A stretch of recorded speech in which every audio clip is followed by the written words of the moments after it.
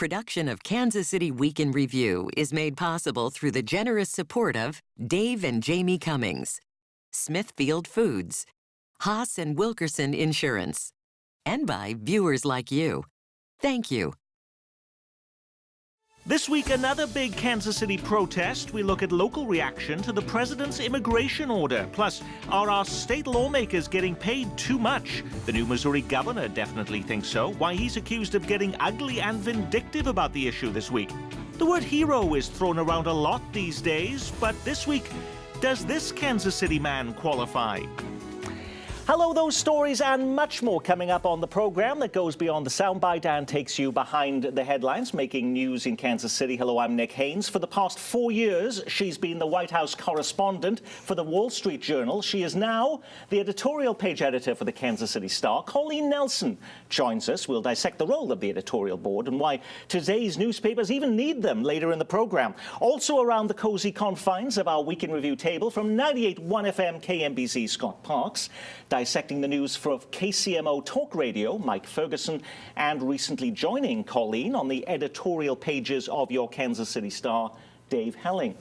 Hundreds of protesters gathered over the weekend at KCI Airport to decry President Donald Trump's executive order barring citizens of 7 nations from entering the United States and a temporary ban on refugees worldwide. You're resisting peacefully, you're doing it the right way, and these things do need to be resisted. This is not who we are, this is not who we're gonna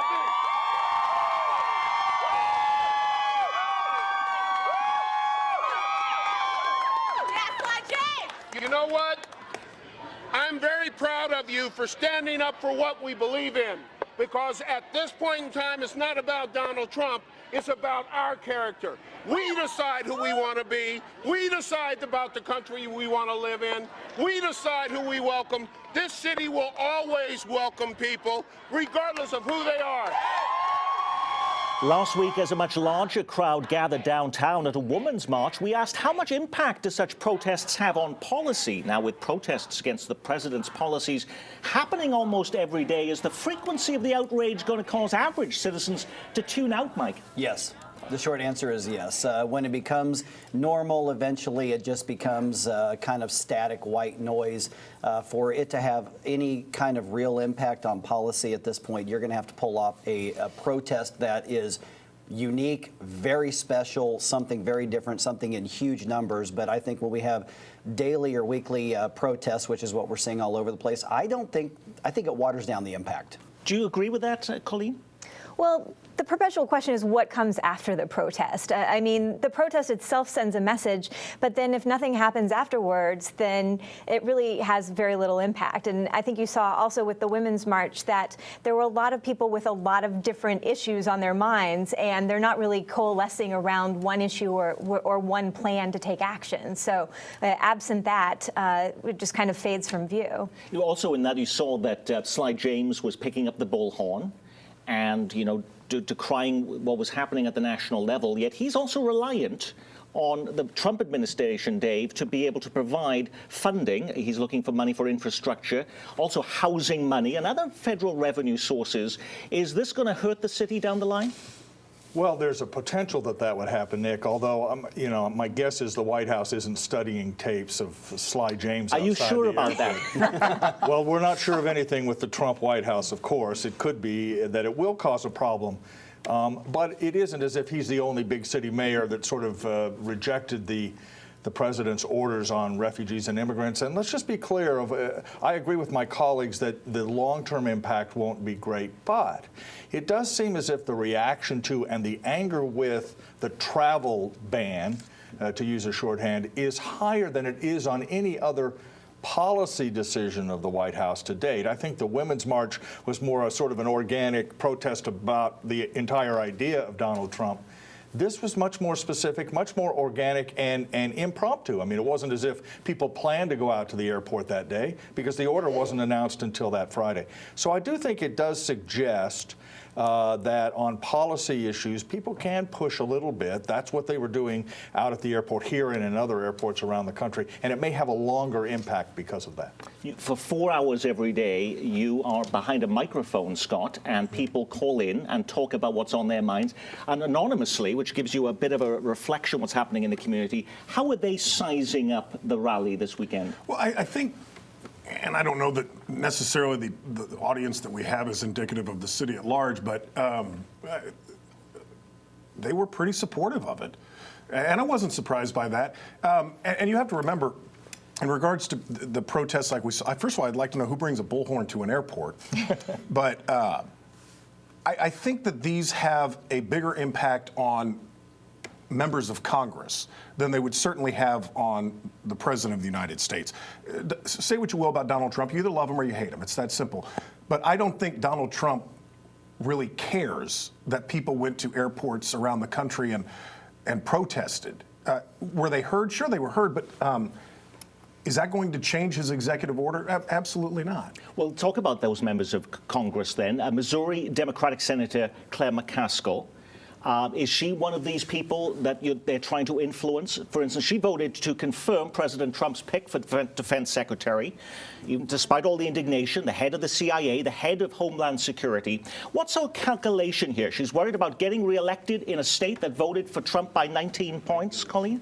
Well, she has a very difficult balancing act at this point because, as you know, she is representing what used to be a swing state is now more of a red state. And so she's kind of walking this fine line where she's supporting some Trump nominees and putting out press releases reminding people that she supported some Trump nominees and saying that she put politics aside to do that. But she's also opposing some Trump nominees. And so the question is whether that will kind of placate everyone and allow some Democrats to support her and some Trump supporters to support her, or if she'll just end up making everyone frustrated because she's kind of trying to walk this middle line. Mike. Well, I think agree or disagree with Claire McCaskill. I think she may be the smartest politician in the state of Missouri, hands down, just when it comes to strategy and politics. I mean, there's two things. One, she could be putting on display an independent streak, gearing up for the 2018 election, or let's not forget, we may be overthinking it. She may just think those nominees are qualified. Well, last year, Missouri took in 340 Syrian refugees. That's over 1,600 from all around the world. Kansas took in 32 Syrian refugees and 758 refugees in total. About 800 refugees made Kansas City home. What is the impact of the president's action really, though, in our area, Dave? Well, let's separate the two. The refugee program in the Kansas City area, which I was told this week, takes in about 1,100 annually, more or less, across both parts of the state line in Kansas and Missouri, is an extremely well-monitored process for people who have a demonstrable fear of persecution or physical danger in their home countries. People just think that you wake up one day in Syria and go, hey, I'd like to go to Missouri. That doesn't happen at all. It takes months, in some cases years, to get refugee status. You're vetted carefully, and then you're brought over. That's been suspended for 120 days from any country in the world, and then they'll review and see if they can pick up taking refugees again. That seems the most egregious part of the order. Your chances of being hurt by a refugee or killed by a refugee in this country is 1 in 3.6 billion. It just isn't a big danger. The other part involves visas, permanent green cards, just the normal flow of people in and out of the country. That's a 90-day delay from certain countries that the Trump administration says it considers dangerous, and that's been a real headache because it was rolled out so poorly. Nobody knew really what the rules were and what the criteria would be for denying entry, allowing entry. That is sorting itself out a little bit. After 90 days, we'll have a better sense of where that is. By the way, this weekend, Kansas City Congressman Emanuel Cleaver is hosting a town hall meeting with national experts to answer questions about this immigration and what it means and what it doesn't mean. That's taking place at 2 o'clock on Saturday at Manual Career Technical Center on Truman's Road. A great moderator for that event, by the way, Nick Haynes, is it? We'll see you there for that.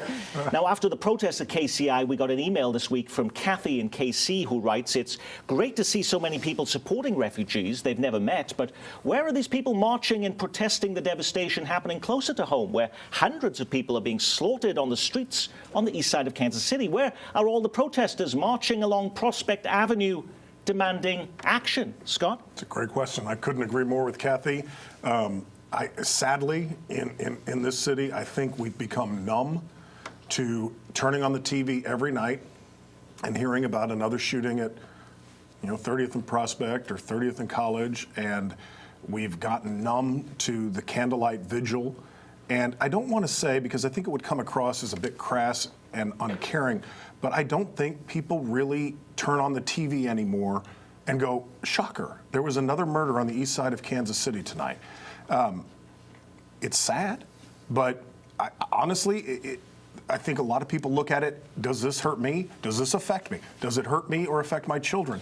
And the answer to those questions in regards to murders on the east side is no. Why is that, though? Why can you attract more than 5,000 people downtown the weekend before last at the Women's March, pack KCI Airport Terminal for a rally on immigration and not get more people outraged about what is happening? But Nick, let's be clear, there are still marches, meetings, protests of the violent crime incidents in Kansas City.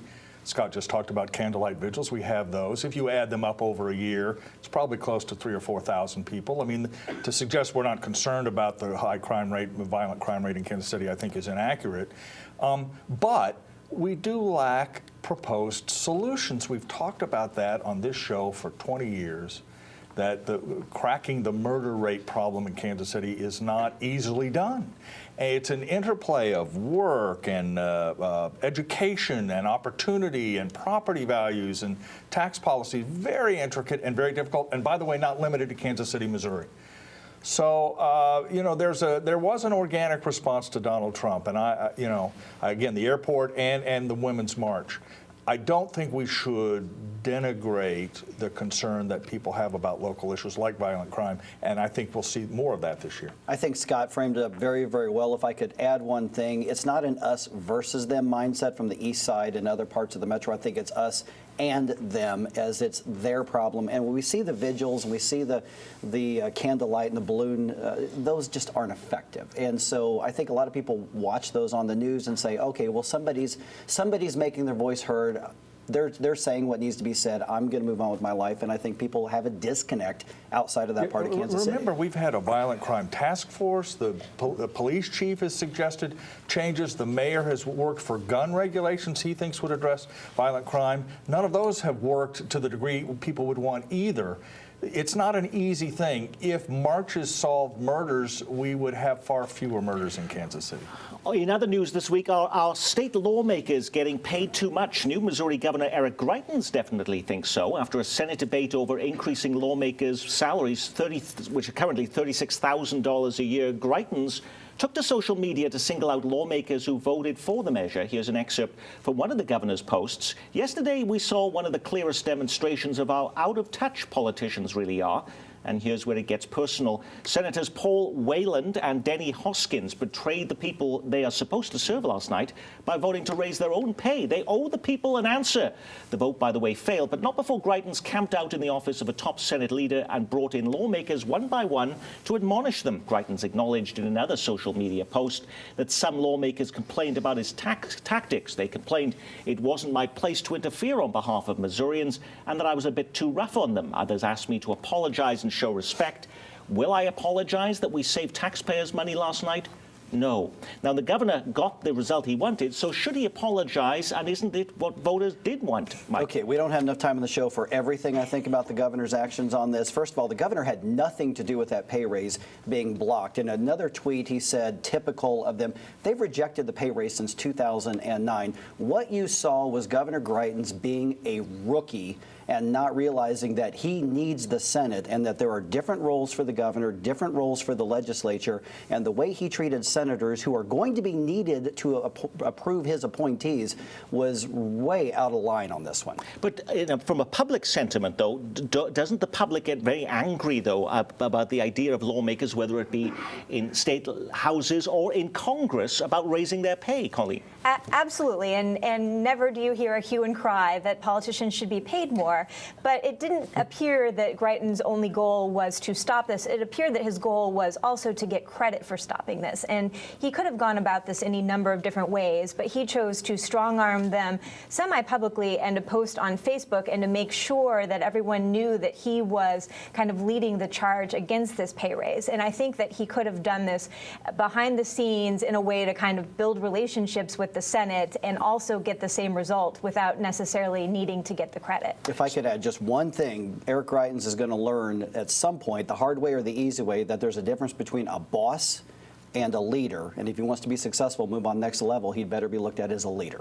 Well, so how do Missouri lawmakers stack up when it comes to pay? We did take a look at that. Are they paid too much compared to other states? Well, look at this list.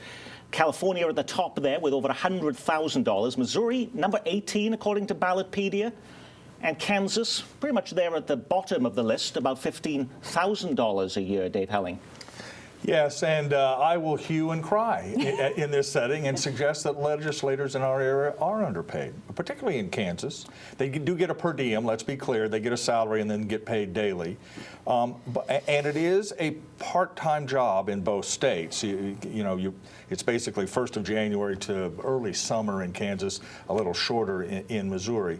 But I do think that when you don't pay lawmakers enough, as we've pointed out, there are no lawyers in the Kansas Senate, which is an amazing thing. It's never happened before.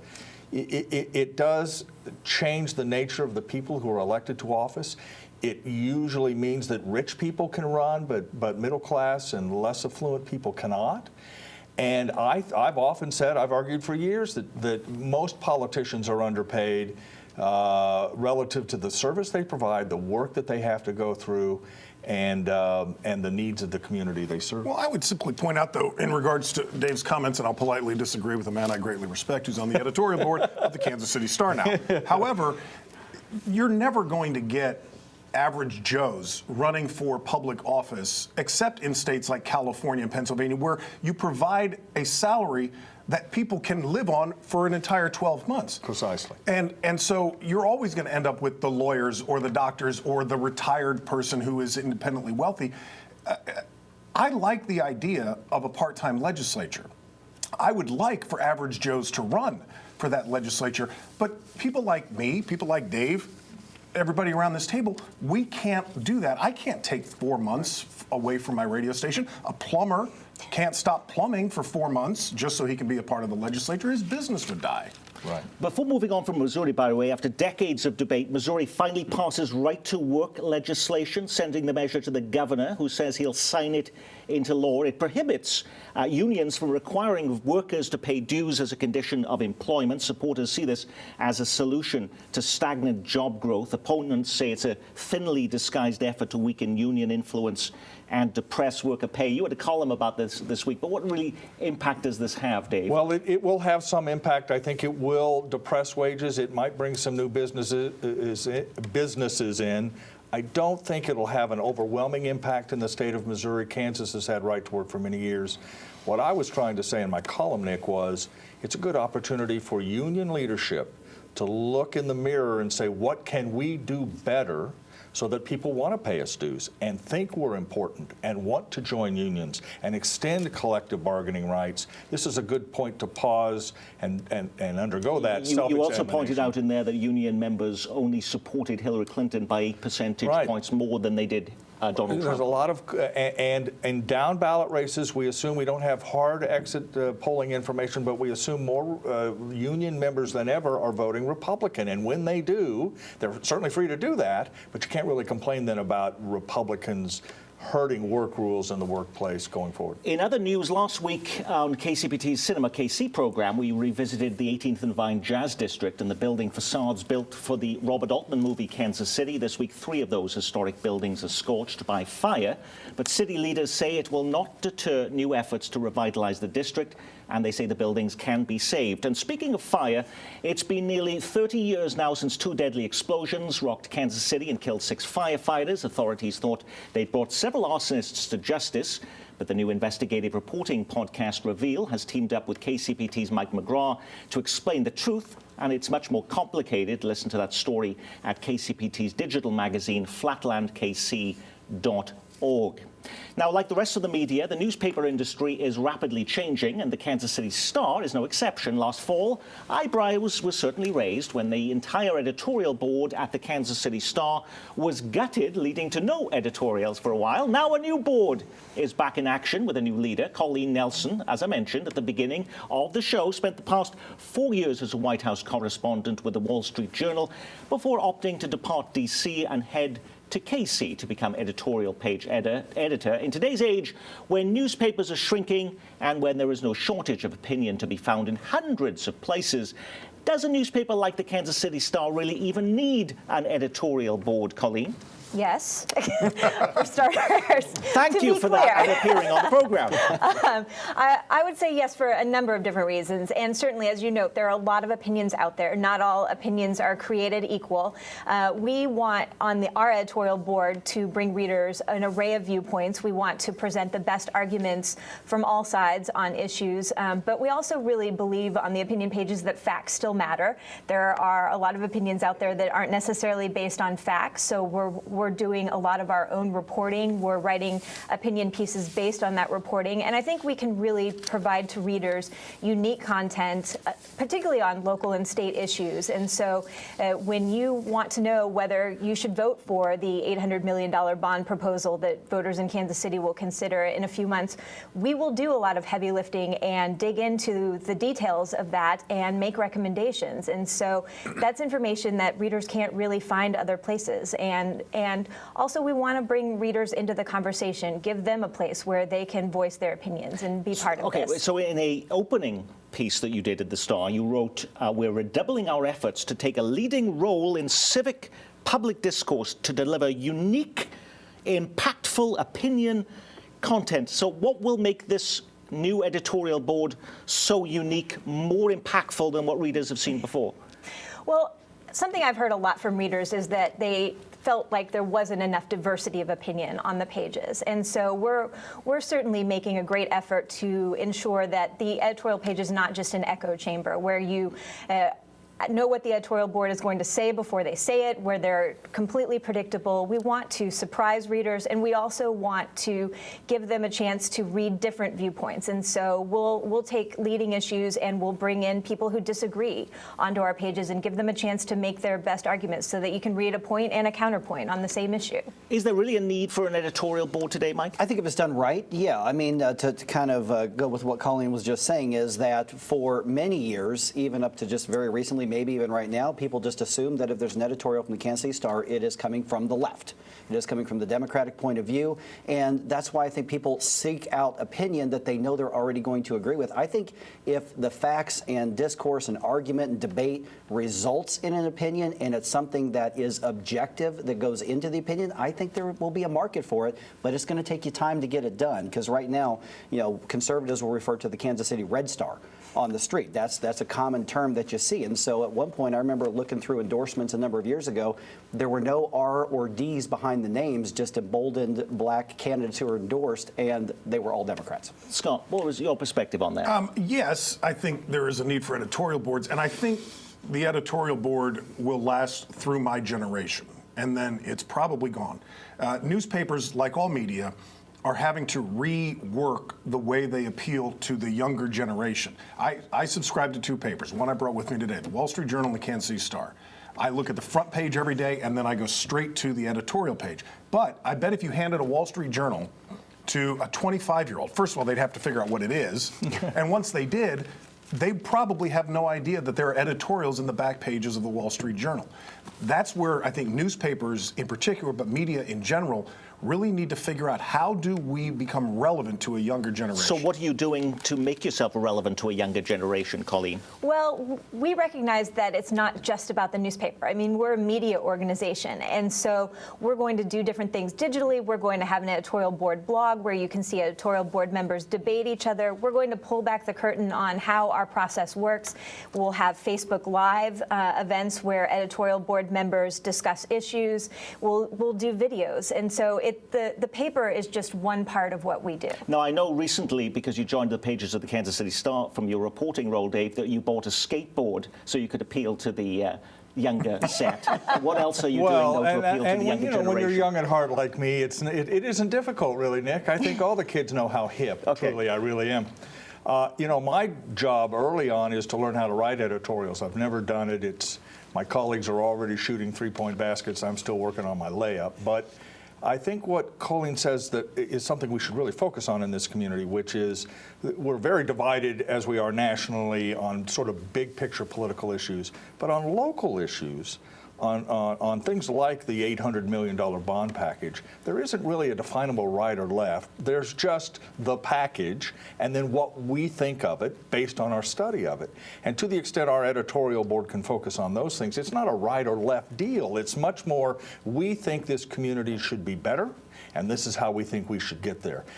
That is an important role for a newspaper still, because it's the only voice in the community making those kinds of arguments, and we hope to be in the center of that conversation. And finally this week, the word hero is thrown around so much these days. Some people believe we may have devalued the term, but if there was such a thing as a Citizens Hero Award of the Week, would this man qualify? So get your hands off of me. Terrifying video shows a man apparently assaulting a bus driver in Kansas City.